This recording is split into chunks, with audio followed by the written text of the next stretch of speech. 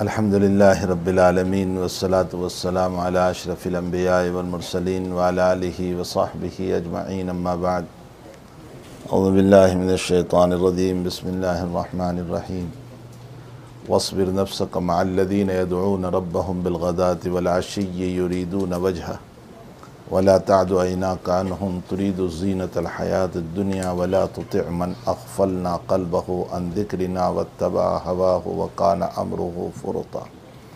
صدق اللہ العظیم۔ واجب التکریم ہمارے استاذ الاساتذہ ہم کے بڑے ہمارے مربی حضرت مفتی اسلم صاحب سلمہ اللہ تعالی من جمیع الآفات والبلایا، اور مولانا اسماعیل صاحب اور دیگر علماء کرام، میرے بھائیوں دوستوں بزرگوں، سیرت پہ آپ نے کچھ باتیں ابھی سن بھی لی۔ میں بہت مختصر چند باتیں اس آیت کی تفسیر میں عرض کر دوں۔ اس آیت شریفہ کا ترجمہ ہے وَاصْبِرْ نَفْسَكَ مَعَ الَّذِينَ يَدْعُونَ۔ اس کا تھوڑا سا شان نزول بھی سمجھ لیں۔ شان نزول کا مطلب یہ ہوتا ہے کہ کوئی بات پیش آئی، کوئی واقعہ پیش آیا، اور پھر اس پر حق تعالی جل شانہ وعم نوالہ نے کوئی آیت نازل فرمائی، تو اس واقعے کو شان نزول کہا جاتا ہے۔ اور اگر کوئی واقعہ پیش آیا اور اس واقعے کو سامنے رکھتے ہوئے نبی اکرم صلی اللہ تعالیٰ علیہ وسلم نے کوئی بات ارشاد فرمائی، کوئی حدیث شریف ارشاد فرمائی، تو اس واقعے کو شان ورود کہا جاتا ہے۔ ایک ہے شان نزول، ایک ہے شان ورود۔ اس آیت کا شان نزول چونکہ قرآن کریم میں بھی اور احادیث میں بھی اس طرح کے واقعات پیش آئے اور اس پر نبی اکرم صلی اللہ علیہ وسلم نے باتیں ارشاد فرمائی۔ مثلا ام قیس نامی ایک عورت ہے، مدینہ المنورہ میں رہتی ہے، مسلم ہے، اور مکہ المکرمہ سے ایک صاحب ان کو خطبہ بھیجتے ہیں، نکاح کا پیغام نکاح بھیجتے ہیں، اور ام قیس یہ کہہ رہے ہیں کہ آپ پہلے ہجرت کرو تو میں نکاح کروں گی۔ تو ان صحابی نے ہجرت کی مدینہ المنورہ ام قیس سے نکاح کے لیے، اسی لیے ان صحابی کا نام روایتوں میں مہاجر ام قیس ہے، لیکن آج تک ان کے نام کا پتہ نہیں ہے کہ وہ کون صحابی ہے۔ سارے محدثین اللہ عالم، بس ایک ہی جواب ہے، کون ہے واللہ عالم۔ تو بہرحال اتنا ہے کہ وہ مہاجر ام قیس سے مشہور ہو گئے۔ جب نبی اکرم صلی اللہ علیہ وسلم کے سامنے یہ بات آئی تو آپ نے ارشاد فرمایا کہ انما الاعمال بالنیات وانما لامرئ ما نوى فمن كانت هجرته الى الله ورسوله فهجرته الى الله ورسوله ومن كانت هجرته الى دنيا يصيبها او الى امرأة ينكحها فهجرته الى ما هاجر اليه۔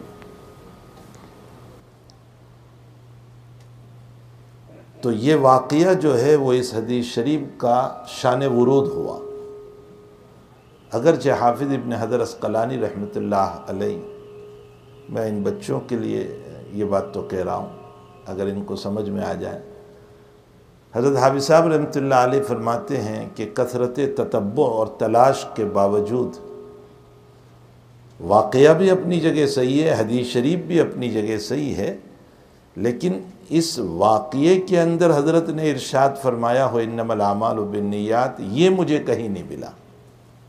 مشہور تو یہی ہے کہ یہ واقعہ ہے اور اس پر حضرت نے یہ ارشاد فرمایا، لیکن فرمایا مجھے یہ ملا نہیں۔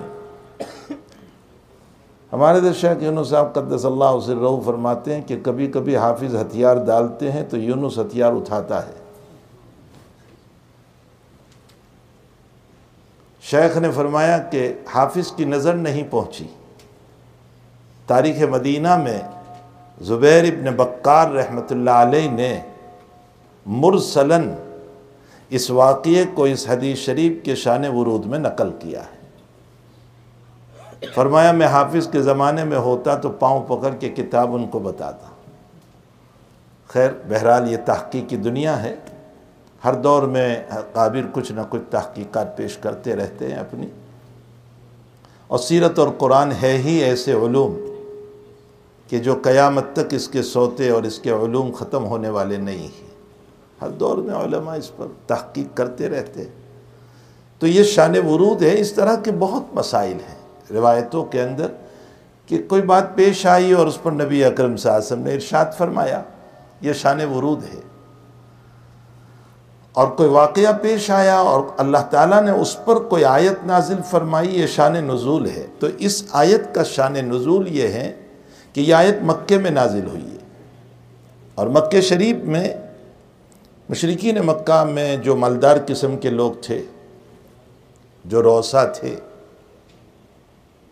انہوں نے ایک مرتبہ نبی اکرم صلی اللہ علیہ وسلم سے یہ فرمایا کہ ہم آپ کی خدمت میں بیٹھنا چاہتے ہیں، آپ کی باتیں سننا چاہتے ہیں، لیکن یہ غریب قسم کے لوگ جو تمہارے پاس بیٹھے ہوئے ہیں، یہ بلال، صہیب، عمار، یہ سب گرے پڑے لوگ ہیں، یہ ہر دور میں رہا ہے، ہر دور میں رہا۔ حضرت نوح علیہ السلام کی قوم کے مالداروں نے بھی یہی کہا تھا، اراذلنا بادی الرائی، نوح تیرے تو یہ گرے پڑے لوگ تیری نبوت کو مان رہے ہیں جن میں کوئی عقل نہیں ہے، بادی الرائی، سطحی باتیں کرنے والے، ان میں عقل نہیں ہے۔ قوم عاد نے بھی حضرت ہود علیہ السلام کو یہی کہا تھا۔ اسی لیے ہرقل کے دربار میں ابو سفیان کو جب بلایا گیا ہے تو ہرقل سوال کر رہا ہے کہ محمد صلی اللہ علیہ وسلم کی اتباع کرنے والے شرفا ہیں یا ضعفا ہے؟ تو ابو سفیان نے کہا ضعفا ہو۔ ابتداءً ہر نبی علیہ السلام کے یہی مسائل ہوتے ہیں۔ تو مشرکین مکہ کہنے لگے کہ ہم تمہاری خدمت میں بیٹھنا چاہتے ہیں، لیکن یہ غریب قسم کے لوگ ہیں۔ آج بھی کچھ یہ تھنکنگ اور ذہنیت کے لوگ ہیں، آج بھی ہیں، کہ جن کو اہل علم کے پاس بیٹھنا، علماء کے پاس بیٹھنا، اہل اللہ کے پاس بیٹھنا اچھا نہیں لگتا۔ ہاں کسی پروفیسر کے پاس بیٹھنا اچھا لگتا ہے۔ حیدرآباد کے نواب ہمارے گنگوہی نور اللہ مرکزہ کے پاس 2 دن کے قیام کے لیے آئے تھے۔ حضرت شیخ الہند خادم تھے، مولانا محمود الحسن صاحب رحمۃ اللہ تعالیٰ علیہ خادم تھے حضرت گنگوہی کے۔ کھانا رکھ دیا اور اس کے بعد شیخ الہند ایک طرف چلے گئے، یہ سوچ کر کہ نواب حیدرآباد ہے اور حضرت اس کے ساتھ کھانا کھا رہے ہیں، اتنا بڑا نواب بیٹھا ہو اور مجھ جیسا خادم ادنا طالب علم اور ساتھ میں بیٹھے، یہ مناسب نہیں ہے۔ ابھی تو ادھر گئے ہی تھے کہ حضرت گنگوہی نے فرمایا، مولوی محمود الحسن آ جاؤ ساتھ میں کھانا کھا لو، نواب تو کل چلے جائیں گے، ہمارا تو جینا اور مرنا ہی آپ کے ساتھ ہے۔ کتنا بہترین جملہ فرمایا، ہمارا تو جینا اور مرنا ہی آپ کے ساتھ ہے۔ یہ ہے طلباء سے محبت، ان طلباء سے محبت، یہ محبت ہے۔ ہمارے اکابر نے اپنے طلباء سے بہت محبت کی، بہت پیار کیا، ان کو اپنے بیٹوں کی۔ مجھے بنگلہ دیش کا ایک واقعہ کسی نے سنایا تھا کہ ایک طالب علم بہت شدید، یہاں تو دارالاقامہ نہیں ہے، ہاسٹل نہیں ہے، وہ ہاسٹل کا مسئلہ ہے کہ ایک طالب علم بہت شدید بیمار، بہت شدید، اور بڑا ذہین طالب علم، اللہ تعالیٰ بڑی ذہانت۔ ابھی آپ نے سنا ہوگا کہ مزار علوم سہارنپور میں ابھی 2 مہینہ قبل ایک بچہ حافظ بخاری شریف ہوا، ابھی کا واقعہ ہے، ابھی 2 مہینہ پہلے اس نے مکمل بخاری پوری کی 1 سال میں حفظاً۔ اللہ تعالیٰ جو ہے کام لینا چاہتا ہے، تو وہ طالب علم دن بدن جو ہے موت کی طرف جا رہا ہے، اور محترم صاحب کو اس کی فکر ہوئی، ناظم صاحب کو، کہ یہ بہت ذہین بچہ ہے اور اللہ تعالیٰ اس سے کام لے گا۔ محترم صاحب نے 2 رکعت نماز پڑھی اور نماز پڑھ کے کہا کہ اللہ اس کو صحت دے دے، اگر تجھے لینا ہو تو میرے بچے کو لے لے۔ یہ بنگلہ دیش کا سچا واقعہ ہے کہ اللہ تجھے لینا ہو تو میرے بچے کو لے لے، اس کو صحت دے دے۔ یہ بچہ صحت کی طرف چل پڑا آہستہ آہستہ، اور 22 یا 25 دن نہیں گزرے تھے کہ گھر سے مدرسے میں اطلاع آئی کہ آپ کا بچہ بائک سے گرا اور اس کا انتقال ہو گیا۔ دعا ان کی قبول ہوئی، اللہ نے طالب علم کو صحت دے دی اور ان کے بچے کا انتقال ہو گیا۔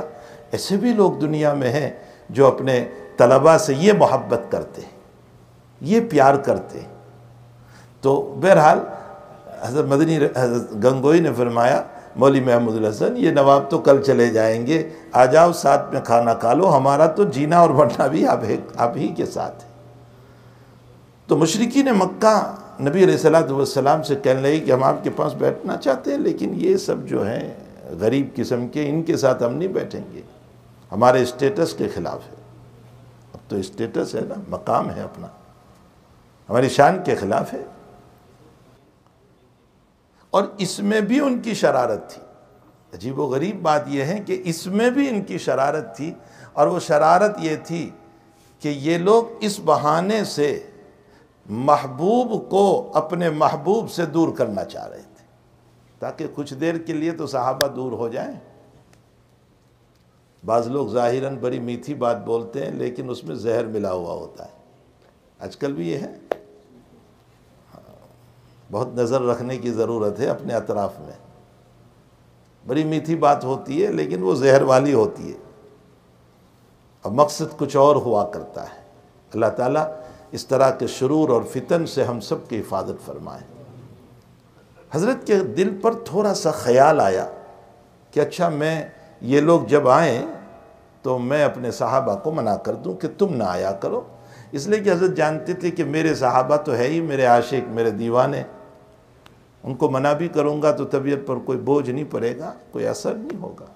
ابھی خیال آیا، عمل بھی نہیں کیا ہے، ایک خیال سا آیا، اور اللہ نے یہ آیت اتاری، وَاصْبِرْ نَفْسَكَ مَعَ الَّذِينَ يَدْعُونَ رَبَّهُمْ بِالْغَدَاةِ، آپ اپنے آپ کو بٹھائے رکھیے ان لوگوں کے ساتھ یدعون ربہم، جو اپنے رب کی عبادت کرتے ہیں صبح اور شام اخلاص کے ساتھ۔ یدعون ربہم بالغداۃ والعشی یریدون وجہہ، اخلاص کے ساتھ۔ ولا تعد عیناک عنہم، بٹھانا تو ہے ہی، آپ کی نظریں ان کے اوپر سے ہٹنے بھی نہ پائیں، یعنی اتنے مل کر رہیے ان کے ساتھ۔ سوال یہ پیدا ہوتا ہے یہاں، میں جو اس مجلس کا اصل جو ہے ٹاپک ہے اس پر آنا چاہ رہا ہوں۔ سوال یہ پیدا ہوتا ہے کہ صحابہ کرام کو ایمان آپ ہی کی بدولت ملا، وہ تو جہالت میں تھے، ایمان تو نبی اکرم صلی اللہ علیہ وسلم کی بدولت ملا ہے، اور اس نبی کو یہ کہا جا رہا ہے کہ آپ ان صحابہ کے ساتھ اپنے آپ کو بٹھائے رکھیے۔ آخر وہ صحابہ میں وہ چیز کیا تھی، وہ کون سا جوہر تھا، وہ کون سی صفت تھی کہ اولو العزم پیغمبر کو یہ کہا جا رہا ہے کہ آپ اپنے آپ کو ان صحابہ کے ساتھ رکھیے۔ محدثین و مفسرین اور علماء یہ فرماتے ہیں کہ صحابہ کا سب سے بڑا جوہر اور صفت جو تھی وہ ہے محبت رسول صلی اللہ علیہ وسلم، اور محبت رسول ہی اطاعت پر لے جاتی ہے، محبت رسول ہی اطاعت پر لے جاتی ہے۔ آپ دیکھیں روایتوں میں ہے کہ حضرت نبی علیہ السلام وضو فرماتے تھے تو آپ کے وضو کا پانی صحابہ یوں ہاتھ میں لے لیتے تھے، آپ اپنا لعاب مبارک آپ تھوکتے تھے تو وہ کسی نہ کسی صحابی کے ہاتھ میں گرتا تھا۔ ارے آج تو باپ کا تھوک کوئی نہیں لیتا، اپنے والد کے تھوک کو گندا سمجھتے ہیں۔ یوں صحابہ کرام، اور یہ کوئی ایسی بھی نہیں کہ کوئی ضعیف روایت ہو، صحیحین کی روایتیں ہیں، بخاری اور مسلم کی روایت، حضرت ناک کا پانی نکالتے ہیں تو کسی نہ کسی صحابی کے ہاتھ میں جا رہا ہے، اور وہ فخر سے اپنے چہرے پر لگا رہے ہیں، اور جن کو نہیں ملا وہ دوسرے صحابی کے ہاتھ سے لے کر اپنے چہرے پر لگاتے ہیں۔ یہ پانی اپنے ہاتھ پر لے لینا، یا آپ کا لعاب اپنے ہاتھ پر لے لینا، یہ آپ کے ناک کا پانی، یہ کوئی فرض و واجب کا مسئلہ نہیں ہے، کچھ بھی نہیں ہے۔ آخر صحابہ یہ کیوں کر رہے تھے؟ یہ سب سے بڑی دلیل ہے محبت رسول کی صلی اللہ علیہ وسلم۔ یہ ہے محبت آپ کو۔ صحابہ کو محبت ہی بہت تھی نبی اکرم صلی اللہ علیہ وسلم سے۔ بدر کے مسئلے میں ہے کہ مقداد ابن اسود رضی اللہ تعالیٰ عنہ، نبی علیہ السلام نے جب مشورہ فرمایا کہ بھائی یہ اہل مکہ پوری تیاری کے ساتھ آ رہے ہیں اور بدر میں پہنچنا ہے، اب کیا کیا جائے اس سلسلے میں، تو حضرت مقداد نے جو تقریر فرمائی ہے، امام بخاری رحمۃ اللہ علیہ اس کو نقل کرتے ہیں، واقعتاً مقداد فرماتے ہیں کہ حضرت ہم ایسے نہیں ہیں جیسے قوم موسیٰ تھی کہ اذهب انت وربك فقاتلا انا هاهنا قاعدون۔ موسیٰ علیہ السلام کی قوم نے کہا تھا کہ جا موسیٰ تو اور تیرا رب جا کر کے لڑ لے، ہم تو آنے والے نہیں ہیں، ہم تو آپ کے دائیں، آپ کے بائیں، آپ کے آگے، آپ کے پیچھے، چاروں طرف سے ہم آپ کے ساتھ چلیں گے، اور آپ برق غیمات تک ہم کو لے جائیں گے تو آنے کے لیے تیار ہیں۔ اور حضور پاک صلی اللہ علیہ وسلم کا چہرہ انور خوشی کی وجہ سے چمک رہا تھا۔ اس موقع پر حضرت کی اس خوشی کو دیکھ کر عبداللہ ابن مسعود کہہ رہے ہیں کاش یہ تقریر میں کرتا تو کتنا اچھا ہوتا، حضور مجھ سے خوش ہو جاتے۔ یعنی یہ محبت دیکھیے کہ یہ تقریر میں کرتا حضرت کے سامنے تو حضرت مجھ سے خوش ہو جاتے۔ وہاں تو مسئلہ یہ تھا، مسلم شریف میں ایک روایت ہے کہ ایک صحابی فرماتے ہیں میں نے رات حضور پاک صلی اللہ علیہ وسلم کو وضو کرایا تہجد میں، جب وضو کرایا تو حضرت نے وضو کے بعد فرمایا سل ما شئت، جو چاہے مانگ۔ تو وہ کہنے لگے کہ حضرت رفاقتک فی الجنہ، اس لفظ پر غور فرمائیں۔ اگر مجھے اور آپ کو کوئی مستجاب الدعوات ولی یوں کہہ دے کہ مانگو، کچھ مانگنا ہو تو، یعنی میں دعا کر دوں، تو شاید ہم کہیں گے کہ مکان نہیں ہے، بنگلہ ایک مل جائے، آپ حضرت دعا فرما دیجیے ایک اچھا بنگلہ مجھے مل جائے، یا ایک دکان ہے دوسری ہو جائے۔ یہ جو ہماری سوچ ہے نا، وہ ہم جو ہیں اپنے اکابر سے کیا کرواتے ہیں۔ حضرت یہ فرما رہے ہیں کہ سل مانگو، وہ فرماتے ہیں کہ رفاقتک فی الجنہ، حضرت میں آپ کے ساتھ جنت میں رہنا چاہتا ہوں، بس آپ یہ فرما دیجئے، دعا کر دیجئے۔ تو نبی علیہ السلام نے فرمایا او غیر ذالک، ہمارے حضرت شیخ یونس صاحب نے یہاں ترجمہ کیا تھا ظالم کچھ اور مانگ، محبت میں ظالم کچھ اور مانگ، یہ تو بہت بڑی چیز تو نے مانگ لی۔ فرمایا نہ یا رسول اللہ، دینا ہو تو آپ یہی دے دیجئے، رفاقتک فی الجنہ۔ تو حضرت نے فرمایا اچھا تمہیں میرے ساتھ جنت میں رہنا ہے نا، انی علیک بکثرت السجود، فرمایا نمازیں خوب پڑھو، اللہ تمہیں میرے ساتھ جنت میں کر دے گا۔ یہاں ایک بات یاد رکھیں، امام نووی رحمۃ اللہ علیہ اس طرح کے حدیثوں کے باب میں اس جگہ پر فرماتے ہیں کہ مطلب اس کا یہ ہے، یہ نہیں ہے کہ نبی جس مقام پر رہیں گے وہیں امتی بھی رہے گا، یہ نہیں ہو سکتا ہے۔ مطلب اس کا یہ ہے کہ اللہ کی طرف سے محبت میں نبی کو بار بار ملنے کی پوری اجازت ہو جائے گی، یہ مطلب ہے اس کا۔ یہ مطلب نہیں ہے، ورنہ تو پھر نبی کا مقام اور امتی کا مقام برابر کیسے ہو سکتا ہے؟ مقام نبوت اور چیز ہے۔ لیکن اور بھائی یہ بھی کیا کم دولت ہے کہ ہم جب چاہیں نبی کو ملنے پہنچ جائیں گے انشاءاللہ تعالی، اسے بڑھ کر بھی دولت کیا ہو سکتی ہے؟ فرمایا رفاقتک، یہ صحابہ کی محبتیں ہیں، بہت عجیب و غریب محبتیں، اور یہی محبت اطاعت پر لے جاتی ہے۔ جب محبت ہوتی ہے نا تب اطاعت ہوتی ہے۔ صرف یقیناً شان رسالت پر تذکرے کرنا یہ باعث ثواب ہے، بہت بڑی چیز ہے، بہت بڑی چیز ہے، لیکن اصل زندگی عمل والی ہو ہماری۔ مسئلہ عمل کا ہے، اطاعت اور فرمانبرداری کا ہے۔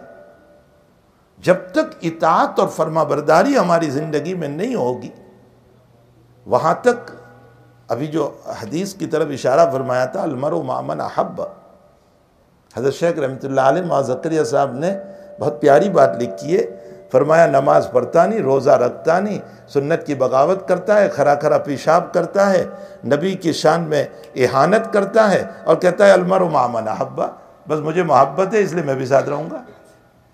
شیخ فرماتے ہیں گناہ سارے کر رہا ہے اور کہہ رہا ہے المرء مع من احب۔ فرمایا یہ تو ان عاشقوں کے لیے ہیں یہ حدیث شریف تو جو شریعت ادا کر رہے تھے اور پھر یہ سمجھ رہے تھے کہاں میں اور کہاں میرا نبی، تو اس کی تسلی کے لیے کہا گیا ہے المرء مع من احب۔ جو نماز بھی پڑھ رہا ہے، عبادت بھی کر رہا ہے، لیکن پھر سوچ رہا ہے کہاں میرے نبی اور کہاں میں، تو حضور نے فرمایا فکر نہ کرو تم میرے ساتھ رہو گے، المرء مع من احب۔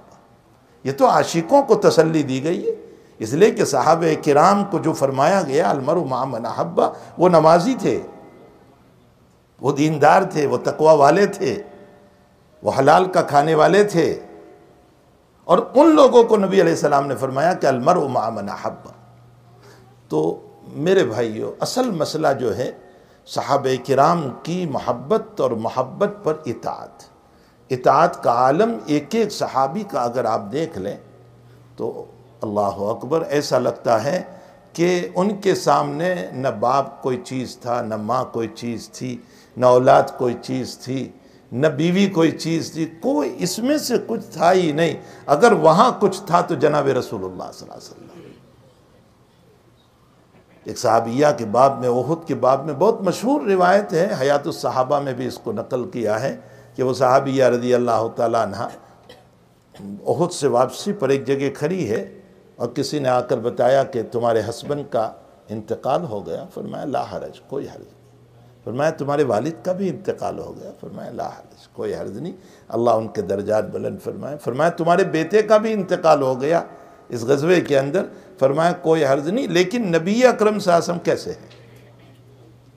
اور جب حضرت سامنے آئے تو یہ عورت، ہندہ نام ہے اس کا، وہ ابو سفیان کی بیوی ہندہ نہیں، یہ ہندہ نام کی عورت اور ہے، یہ کہہ رہی ہے کہ یا رسول اللہ بس آپ کو دیکھ لیا، مجھے میری اولاد، میرے شوہر، میرے والد کے انتقال کا سارا غم دور ہو گیا، آپ سلامت ہیں تو سب کچھ سلامت ہے۔ تو اطاعت جو ہے نا وہ بنیادی چیز ہے۔ حضرات صحابہ کرام رضوان اللہ تعالی علیہ اجمعین میں اس پر ایک مسلم شریف کی وہ روایت بہت مشہور ہے، اویس کرنی رحمۃ اللہ تعالیٰ علیہ کی رضی اللہ تعالیٰ عنہ، بہت مشہور ہیں کہ حضرت نے ان کو منع فرمایا کہ والدہ کی خدمت کرو اور نہ آؤ۔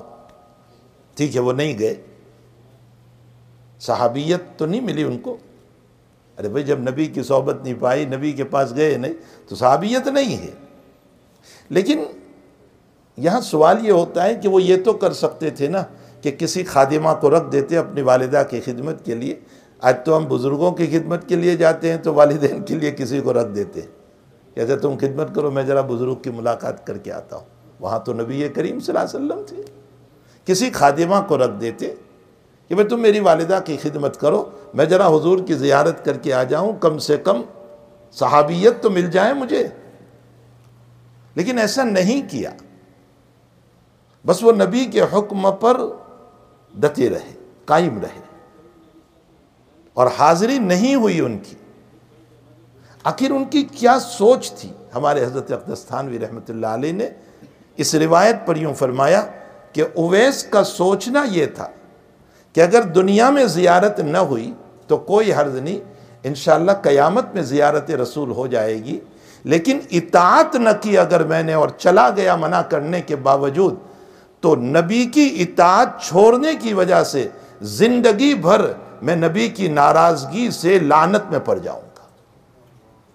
فرمائے اطاعت اصل ہے، سب سے بڑی چیز اطاعت ہے۔ اویس کے سامنے اطاعت تھی، اس لیے آپ نہیں گئے کہ زیارت تو قیامت میں بھی نصیب۔ حضرت نے اس پر ایک نکتہ لکھا ہے، حضرت نے فرمایا لوگ کہتے ہیں نبی علیہ السلام کی زیارت ہو جائیں خوابوں میں، سب دعا کرتے ہیں۔ فرمایا اللہ کی طرف سے انعام ہے، اگر مل جائیں تو بہت اچھی بات ہے، نور علی نور، زیارت رسول اگر نصیب ہو جائیں، کثرت درود پر، کثرت اتباع پر زیارت ہو جائے، بہت اچھی بات ہے۔ لیکن فرمایا زیارت رسول خواب میں مانگنے کے بجائے اطاعت رسول مانگا کرو۔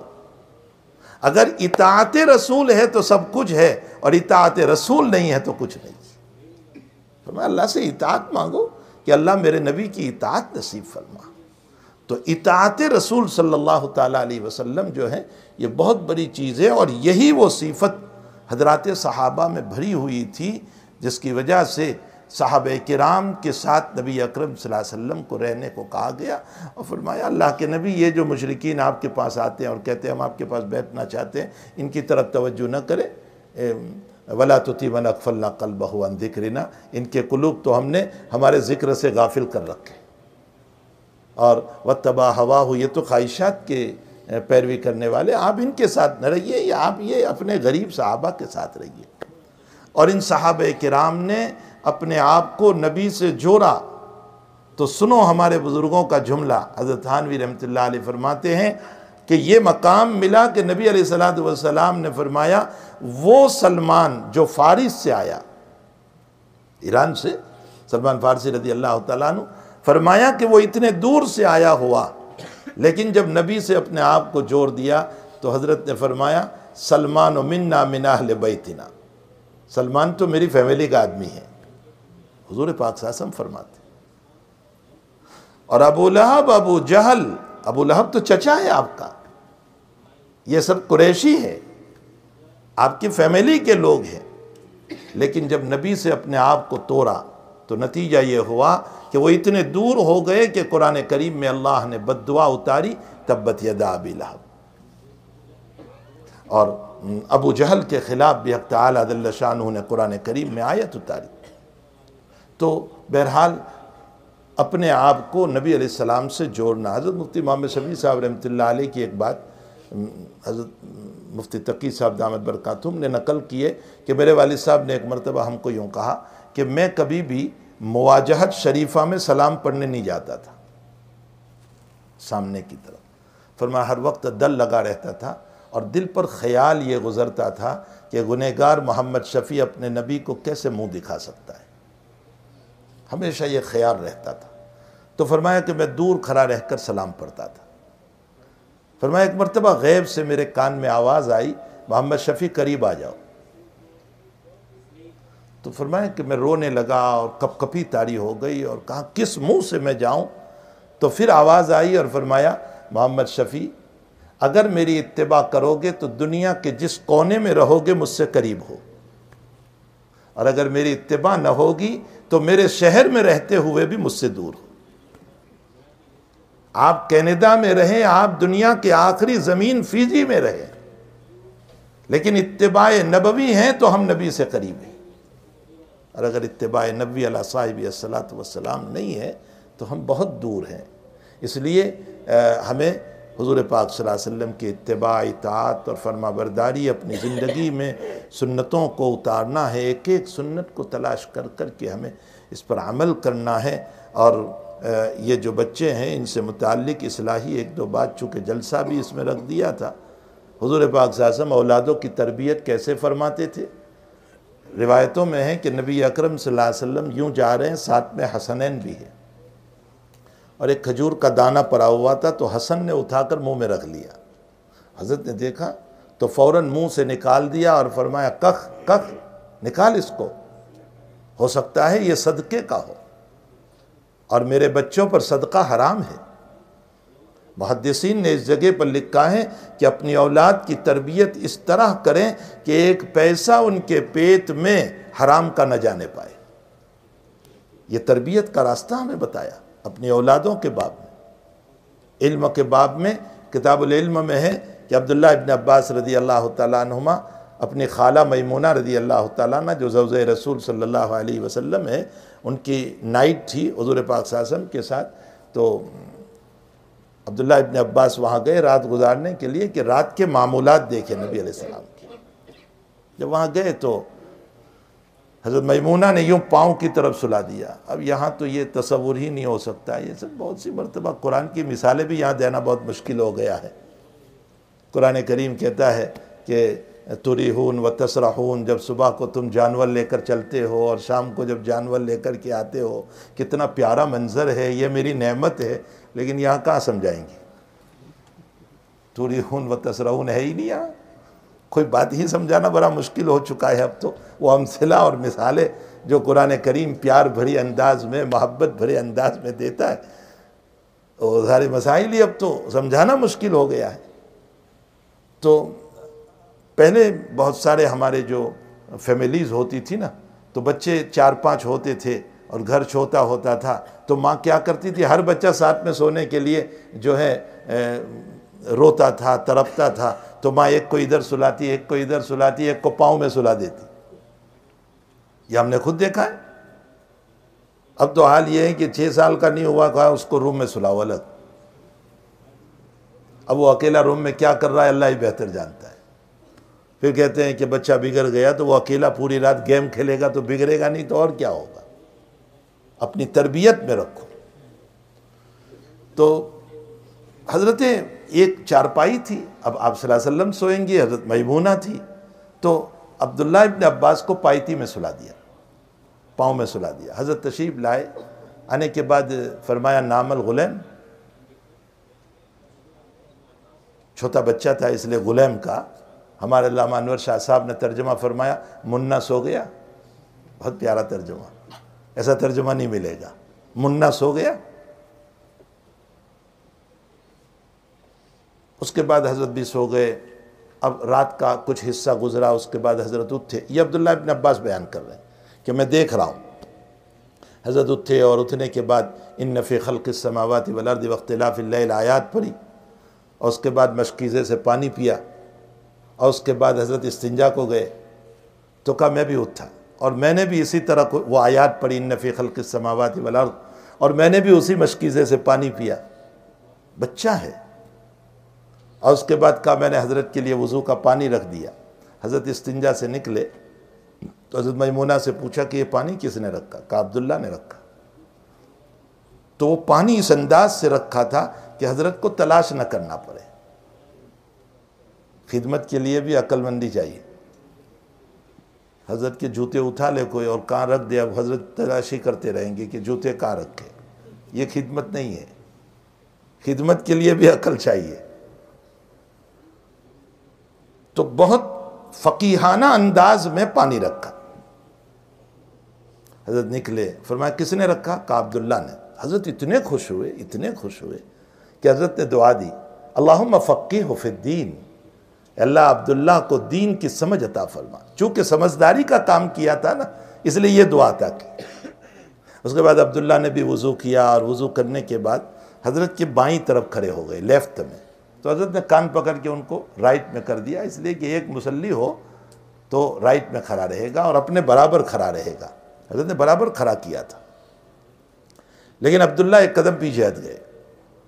نماز کے بعد حضرت نبی علیہ السلام نے فرمایا کہ عبداللہ ہم نے آپ کو ہزائی میں کھڑا کیا، ہزائی یعنی میرے برابر میں کھڑا کیا تھا، فتخنست، تخنس کا معنی پیچھے ہٹ جانا، فتخنست، تم پیچھے کیوں ہٹ گئے؟ کیا جواب ہے!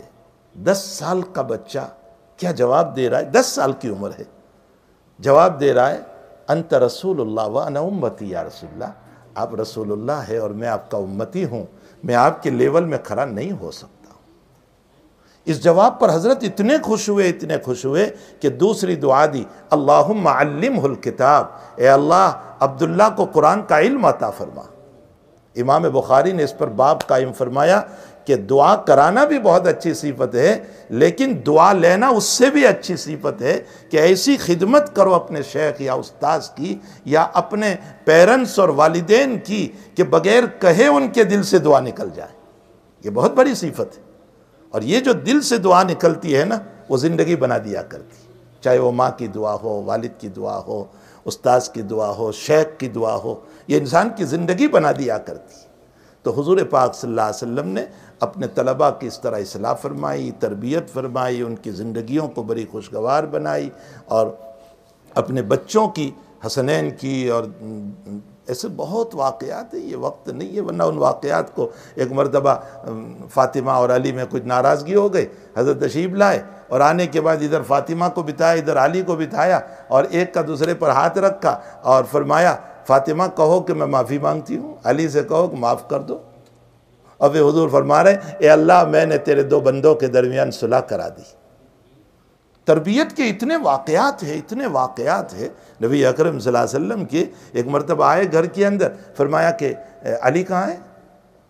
فرمایا ذرا ہماری تو میں ہو گئی، کچھ اولیاء کے گھر میں بھی جھگڑا ہوتا ہے، یہ نہیں کہ نہیں ہوتا ہے بزرگوں کے گھر میں بھی ہوتا ہے۔ فرمایا تھوڑا سا مسئلہ ہو گیا، علی ناراض ہو گئے تو حضرت نے فرمایا دیکھو تلاش کرو مسجد میں، تو مسجد میں گئے تو علی مٹی پر سوئے ہوئے تھے، تو حضرت گئے اور اپنے ہاتھوں سے داماد کی مٹی صاف کی اور فرمایا قم یا ابا تراب، یہ مٹی کے ابا اٹھو۔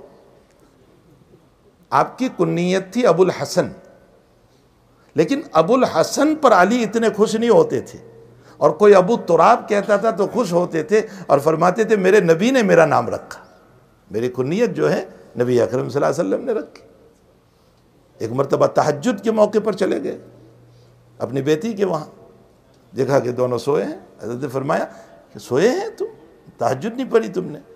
تو حضرت علی رضی اللہ تعالیٰ عنہ نے فرمایا کہ حضرت ہماری روح تو اللہ کے ہاتھ میں ہے نا، فی قبضہ تعالی، اللہ کے قبضے میں ہے، وہ جب چاہتا ہے اٹھاتا ہے۔ تو حضرت کو تھوڑی سی ناراضگی ہوئی اس بات پر کہ بڑوں کے سامنے بولنا نہیں چاہیے، تو حضرت وہاں سے نکل گئے یوں ران پر ہاتھ مارتے ہوئے کہ ان الانسان عجولا، بڑا جلد باز ہے، فوراً جواب دے دیا کرتا ہے۔ تربیت فرمائی کہ بڑوں کے سامنے بولنا نہیں چاہیے، قدم قدم پر تربیت۔ ایک مرتبہ صبح بازار سے آ رہے تھے تو کہا لاؤ بیٹی کے وہاں جاؤ، چلے گئے بیٹی کے وہاں، فرمایا آئی نہ لقا۔ اب صبح صبح بچے سوئے ہوتے، لقا کا معنی ہوتا ہے شرارتی، لقا عربی زبان میں شرارتی کو، تو حضرت کہنا یہ چاہتے تھے کہ وہ ہمارا حسن شرارتی کہاں ہے، یہ کہنا چاہ رہے تھے کہ وہ شرارتی کہاں ہے۔ ہمارے شاہ صاحب رحمۃ اللہ علیہ نے ترجمہ فرمایا لکھنوی زبان میں، بہت پیارا، فرمایا وہ پاجی کہاں ہے، پاجی، اور لکھنوی زبان میں پاجی چھوٹے بچوں کی شرارت پر بولتے ہیں، اس لیے کہ چھوٹے بچوں کی شرارتیں اچھی لگتی ہے۔ ہمارا نواسا ہو پوتا ہو وہ ٹوپی نکال دے تو ہاتھ چوم لیتے ہیں، اور ہمارا بیٹا بڑا ہو کر ٹوپی نکالے تو تھپڑ مارتے ہیں، بچوں کی شرارتیں اچھی لگتی ہیں۔ تو حضرت شاہ صاحب ترجمہ فرماتے پاجی کہاں ہے، یعنی وہ محبتی شرارتی کہاں ہے۔ تو سوئے ہوئے تھے تو حضرت فاطمہ نے جگایا اور جگانے کے بعد ان کو غسل کروایا اور اس کے بعد موتی کا ہار گلے میں پہنایا اور نانا کی خدمت میں بھیجا۔ دونوں آئے نبی علیہ السلام کے پاس، حضرت نے دونوں کو گود سے لیا اور بوسہ دیا اور پیشانی کو سونگھا اور رخسار پہ بوسہ دیا، اور اس کے بعد فرمایا یہ میرے دونوں پھول ہے ریحانتایا، یہ میرے دونوں پھول ہے، من آداہما فقد آدانی، جس نے ان کو تکلیف پہنچائی اس نے مجھ کو تکلیف پہنچائی، اور جس نے مجھ کو تکلیف پہنچائی اس نے اللہ کو تکلیف پہنچائی۔ تربیت کے مسائل ہم کو بتائے۔ ایک مرتبہ حضرت فاطمہ رضی اللہ تعالیٰ عنہ آئی تو اللہ کے نبی علیہ السلام کھڑے ہو گئے، مسند ابی اعلیٰ کے کھڑے ہو گئے، اپنی بیٹی کا ہاتھ پکڑا، کہا بیٹی ماشاءاللہ بنیا، میری بیٹی، ہاتھ پکڑا اور یوں ہاتھ پر ہاتھ رکھ کر کے لے کر کے آئے اور اپنے پاس پیار سے بٹھایا اور فرمایا کوئی کام ہے تمہیں؟ امت کو تعلیم دی، اپنی اولاد سے محبت کرو، اپنی اولاد سے پیار کرو، ان کے ساتھ وہ معاملہ نہ کرو کہ اب ہماری اولاد یہ سمجھ لیں کہ میرے پیرنٹس کو مجھ سے محبت نہیں، یہ ان کے ذہن کے بگڑنے کا ذریعہ بنے گا، وہ ہم سے دور ہو جائیں گے، نفرتیں پیدا ہو جائے گی۔ اس لیے یہ ساری باتیں سمجھنے کی ہے، ان ساری باتوں کو پڑھنا ہے، ہم کو سمجھنا ہے اور سمجھ کر کے اس پر عمل کرنا ہے۔ اللہ تعالیٰ اس ادارے کو بہت ترقیوں سے نوازے، بہت ترقیوں سے نوازے۔ اللہ تعالیٰ جل شانہ و من والہ یہاں کی کوششوں کو برابر فرمائیں، ان بچوں کو علوم نافعہ، اعمال صالحہ سے مالا مال فرمائیں۔ پڑھنا پڑھانا اعمال کے لیے ہے، پڑھنا پڑھانا یہ کوئی اپنی شان بتانے کے لیے نہیں ہے، پڑھنا پڑھانا کوئی اپنا علم اور بڑا بتانے کے لیے نہیں ہے، بلکہ پڑھنا پڑھانا عمل کے لیے ہے۔ ہمارے حضرت شیخ رحمۃ اللہ علیہ جب بخاری شریف شروع فرماتے تھے تو یوں فرماتے تھے کہ بتاؤ پیارو تم بخاری شریف کیوں پڑھ رہے ہو؟ حضرت شیخ محمد زکریا صاحب رحمۃ اللہ علیہ کیوں پڑھ رہے ہو؟ فرمایا اسی لیے پڑھ رہے ہو کہ الفوز بسعادت الدارین، دونوں جہان کی کامیابی مل جائیں. یہی تو بیان کیا جاتا ہے نا بھئی، اس کی غرض و غایت کیا ہے؟ تو الفوز بسعادت الدارین، دونوں جہان کی کامیابی مل جائے. حضرت شیخ فرماتے یہ اپنی جگہ مسلم، چکی کا پات یہ ہے. یہ حضرت کا اپنا نام تھا، چکی کا پات، حضرت نے اپنے لیے رکھا تھا. اس کی بھی ایک داستان ہے، چکی کا پات، یہ حضرت نے اپنا نام رکھا تھا. فرمایا چکی کا پات یہ ہے کہ اللہ کوئی ثواب نہ دے تو بھی ہم حدیث شریف کو اس لیے پڑھ رہے ہیں کہ میرے محبوب کی ادائیں ہیں اور ہمیں محبت ہے. بس میرے محبوب کی ادائیں ہیں اور ہمیں محبت ہے رسول اللہ صلی اللہ علیہ وسلم سے، اس لیے پڑھ رہے ہیں. اللہ مجھے اور آپ کو اپنی زندگی کو، اپنی لائف کو سنت رسول پر لانے کی توفیق عطا فرمائے. اور جیسے صحابہ کو محبت تھی رسول اللہ صلی اللہ علیہ وسلم سے، اور یہی محبت ہی اطاعت پیدا کرتی. محبت نہ ہو تو کچھ بھی نہیں، محبت ہی اطاعت پیدا کرتی ہے. اس لیے جب محبت ہم کو ہوگی حقیقی معنی میں تو خود بخود ہماری زندگی اطاعت کی طرف جائے گی. اللہ ہم سب کو اطاعت کی بھی توفیق عطا فرمائے، خوب محبت بھی نصیب فرمائے، اور غلط راستوں سے ہماری نسلوں کی، ہماری اولادوں کی، ہمارے بچوں کی اللہ بہت حفاظت فرمائے. ماحول بہت بگڑا ہوا ہے.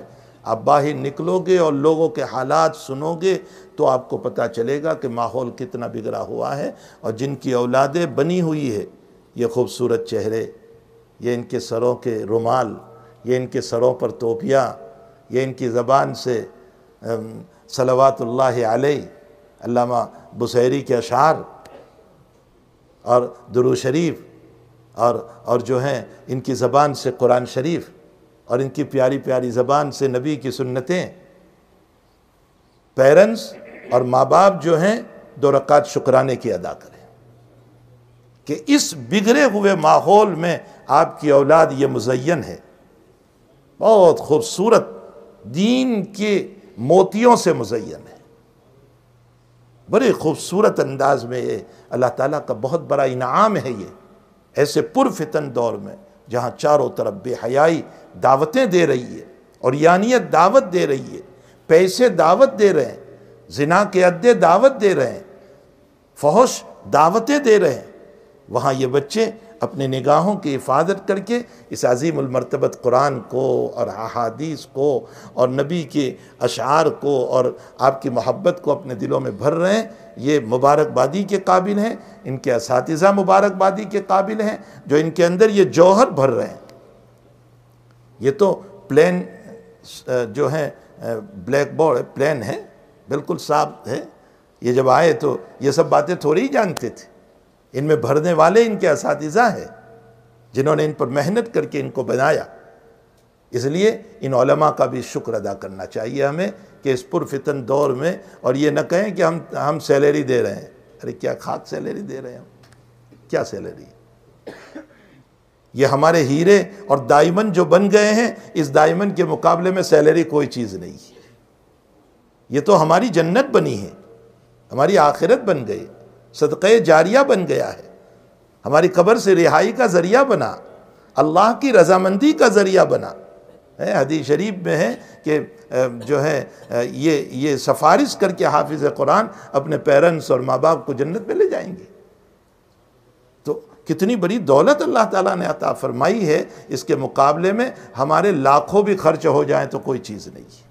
اللہ مجھے اور آپ کو ان باتوں کی توفیق عطا فرمائے. وصلی اللہ علی النبی الکریم برحمتک یا ارحم الراحمین. کیا پروگرام ہے؟ بسم اللہ الرحمن الرحیم. سبحانک اللہم بحمدک وتبارک اسمک وتعالی جدک ولا الہ غیرک. سبحان اللہ وبحمدہ سبحان اللہ العظیم. سبحان اللہ وبحمدہ عدد خلقہ ورضا نفسہ وزنۃ عرشہ ومداد کلماتہ. یا احد الصمد الذی لم یلد ولم یولد ولم یکن لہ کفوا احد. یا رب صل وسلم دائما ابدا علی حبیبک خیر الخلق کلہم. یا رب صل وسلم دائما ابدا علی حبیبک خیر الخلق کلہم. یا رب صل وسلم دائما ابدا علی حبیبک خیر الخلق کلہم. اللہ ہم سب کو معاف فرما، ہمارے ظاہر باطن کو معاف فرما۔ اے اللہ بہت مقدس نسبت پر ہم جمع ہوئے ہیں، محمد الرسول اللہ صلی اللہ تعالیٰ علیہ وسلم کی نسبت ہے۔ اللہ جن کو خوش کرنے کے لیے اللہ تو نے خود فرمایا وَلَسَوْفَ يُعْطِيكَ رَبُّكَ فَتَرْضَىٰ، میں میرے پیغمبر تجھے اتنا دوں گا کہ تو خوش ہو جائے گا، جس کو تو خوش کر رہا ہو۔ اللہ ہم تمام کو بھی اپنے نبی کو اتباع کر کے خوش کرنے کی توفیق عطا فرما، محبت کر کے خوش کرنے کی توفیق عطا فرما۔ آپ کے طریق پر چل کر کے اللہ ہمارے آقا صلی اللہ علیہ وسلم کو خوش کرنے کی توفیق عطا فرما۔ اے اللہ ہمارے ظاہر باطن کو معاف فرما، صغائر کبائر کو معاف فرما، جلوت و خلوت کو معاف فرما۔ ہمیں دعاؤں اللہ ہمیں اپنی توبہ پر استقامت نصیب فرما، ہمیں اپنی توبہ پہ استقامت نصیب فرما، ہمیں اپنی توبہ پہ استقامت نصیب فرما۔ اللہ گناہ ہونے پر فوراً توبہ کی توفیق عطا فرما۔ اللہ اس مجمع کو قبول فرما، سب کی جائز تمناؤں کو پوری فرما، سب کی حاجات کو پوری فرما، سب کی دلی مرادوں کو پورا فرما، سب کی اولادوں کو نیک صالح بنا، آنکھوں کی ٹھنڈک بنا، غلط راستوں سے، غلط صحبتوں سے، غلط دوستیوں سے ہماری نسلوں کی حفاظت فرما۔ اللہ لادینیت سے حفاظت فرما، ارتداد سے حفاظت فرما۔ اللہ تمسخر بالنبی سے حفاظت فرما، تمسخر بالقرآن سے حفاظت فرما۔ اے اللہ تیری بغاوت سے حفاظت فرما۔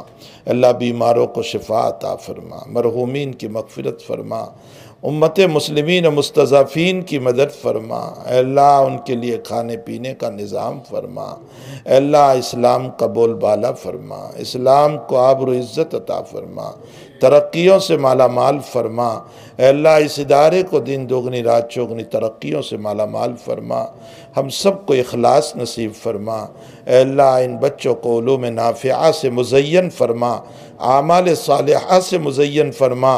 اے اللہ حب رسول سے مزین فرما، حب اللہ سے مزین فرما، حب قرآن سے مزین فرما۔ اے اللہ ہم تمام کے سینوں کو اخلاص سے مالا مال فرما۔ اے اللہ ریاکاری سے ہم سب کی حفاظت فرما۔ ان اساتذہ کی محنتوں کو بہت قبول فرما، اس کو صدقہ جاریہ بنا، اور ان اولادوں کو اپنے والدین کے لیے بھی صدقہ جاریہ بنا دے۔